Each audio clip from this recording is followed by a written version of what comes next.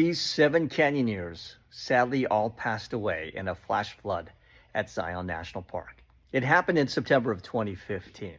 All 7 of them actually have prior experience hiking, but they have never done the slot canyons at Zion National Park. Now, if you've never been to Zion National Park, it is one of the most beautiful national parks in all of America, with wonderful slot canyons. Slot canyons are canyons that were formed by flash flooding and flooded waters and fast-moving waters. It smoothed out these canyons, made narrow walls up and down. Now, when the canyons are dry, it's a huge spot for people to go visit every year. They come down, they go through these canyons. If you've never done canyoneering, it's a mix of hiking and actually rappelling. Now, they took a course on rappelling and slot canyoneering from some instructors that day. However, it was also during flash flood season. Now, flash flood season for us in the desert Southwest is between July all the way through September.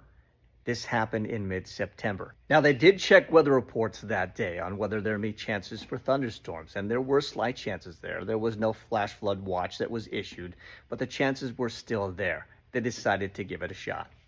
Now, before they went on that hike, one of them checked in with a family member on whether the chances of thunderstorms has increased. Unfortunately, as they began their adventure canyoneering, the chances went up even more. Thunderstorms started erupting around the region. Not quite at Zion, some storms around the area. One thing about flash flooding is you don't need a storm immediately over you.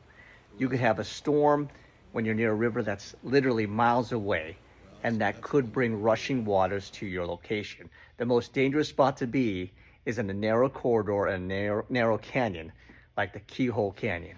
Now, Keyhole Canyon is an easy spot to go canyoneering and hiking near the entrance. But once you get further into Keyhole Canyon, it's difficult.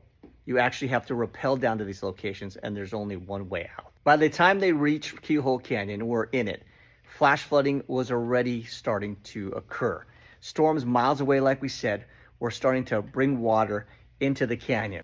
Zion National Park reported over ½ an inch of rain in less than an hour. That is going to create flash flooding for any location there, especially the slot canyons.